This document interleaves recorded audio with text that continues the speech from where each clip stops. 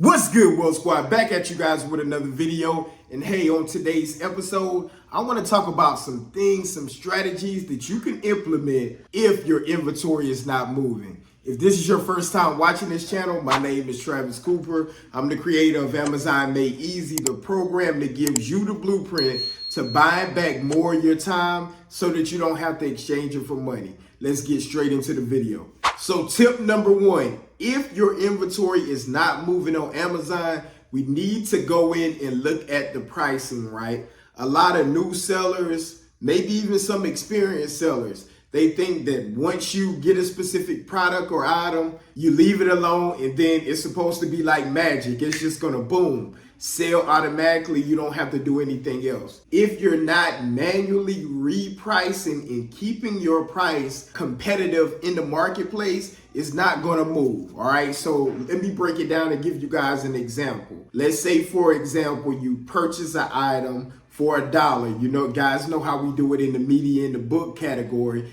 You can pick up a book for $1, you can sell it for $50, right? And make, $35 or so after the fees. Let's just say whenever you purchase that specific item, let's just say we're doing FBA or fulfillment by Amazon. Whenever you send it in, you had your repricer, which is a software that will automatically price the item for you. Or if you're manually pricing, let's just say you match the buy box. At the time when you sent the specific item in, the buy box was at $45, right? Okay. One thing we have to know about Amazon, it's a real marketplace. So you can be on the listing and guess what? It could be other Amazon sellers or Amazon business owners on the listing too. Or let's say it's 4 other people on the listing and you make the 5th person.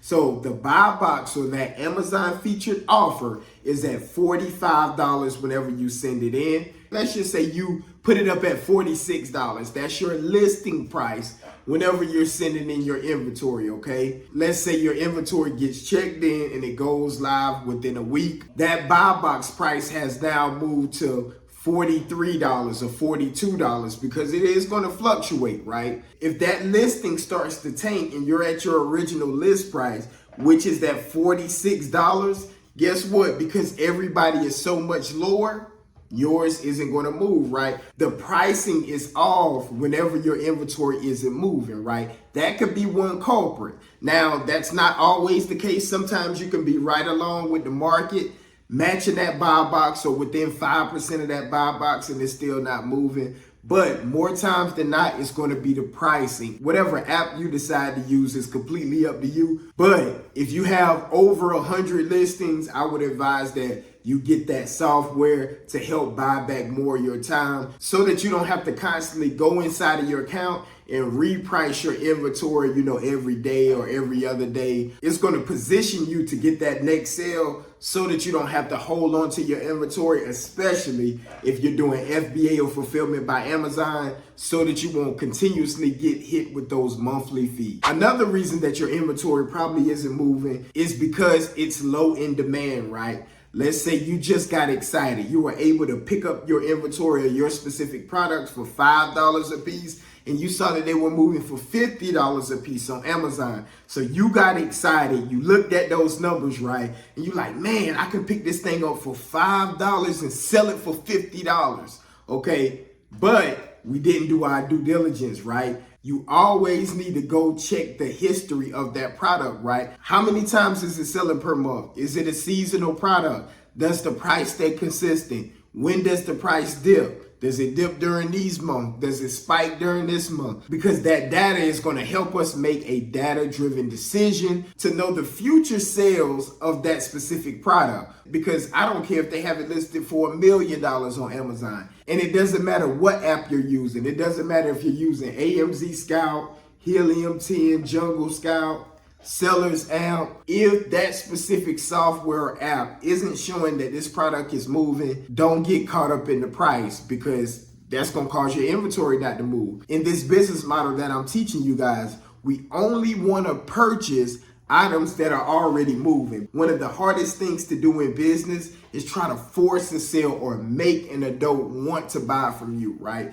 It's easier to come from that other side, see what they're already purchasing at a consistent rate, and find that undervalued in another marketplace and transfer it to the biggest e-commerce platform in the world where people are running with their debit and credit cards out, and all you doing is positioning, right? Our value add is convenience, right? Be sure it's in demand before you purchase it, because that's going to solve a lot of those, hey, my inventory is just sitting, problems for you. It's going to consistently sell. It's not going to change whenever you jump on the listing. It's going to continue to do its thing, and then you will be able to take some of that money, that cash flow coming in from this product, and put it inside Pocket National Bank, because we know that money is just a byproduct of value, right? So when we provide value in the form of convenience, saying, hey, this is an underserved listing, they can use some more supply on this listing, you supply your products in, you share the buy box, and you'll get a piece of that pie of that cash flow from that particular product or listing on Amazon. Another reason that your sales may be down or your inventory isn't moving is because you're not positioning yourself, or you may not be eligible for the buy box, right? So I do recommend for newer sellers or beginners to always start with FBA at this time, because it's easier, it's faster to be eligible for that buy box. That buy box is where 85% of all sales on Amazon come through, right? If the first two tips I gave you are lined up, which is pricing and making sure it's in demand. How can we position ourselves to get in that Amazon buy box? You want to make sure your account is in good standing.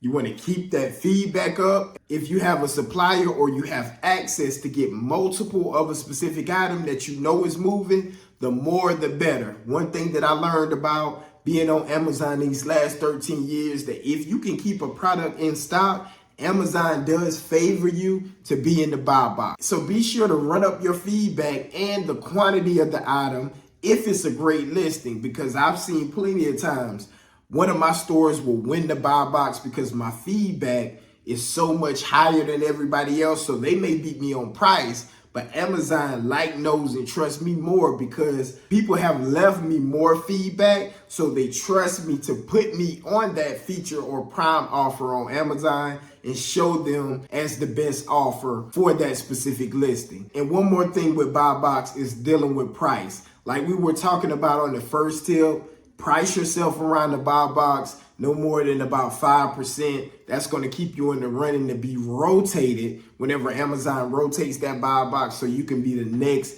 man up to get that sale.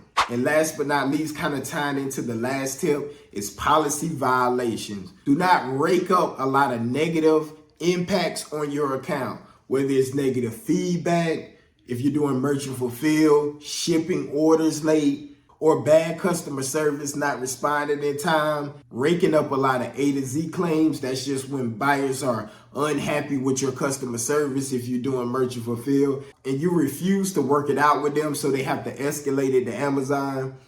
Just a lot of refunds and, bad customer service in general. You want to be on top of that stuff, because Amazon, again, is going to know, and trust you a little bit better than everybody else, right? So that's going to give you advantage. And if Amazon likes you, they're going to push you out as a featured offer to show their best customers whenever they come on the listing, right? So be sure to take advantage of this information, because I'm pretty sure these things are probably some of the major culprits of the problem of your inventory not moving on Amazon. Hope you guys receive great value from this video. See you on the next one. Love.